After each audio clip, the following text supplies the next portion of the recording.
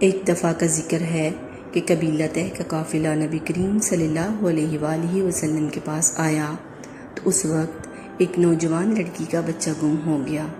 وہ ماں تھی، بھاگتی پھر رہی تھی کہ میرا بیٹا کہاں گیا، کہ اچانک اس حالت میں اس لڑکی کے سر سے چادر بھی اتر گئی اور وہ اچانک نبی کریم صلی اللہ علیہ وآلہ وسلم کے سامنے آ گئی۔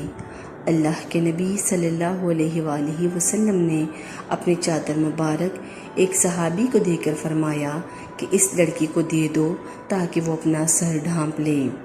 وہ صحابی کہتے ہیں، اے اللہ کے نبی صلی اللہ علیہ وسلم، وہ تو ایک کافر کی بیٹی ہے۔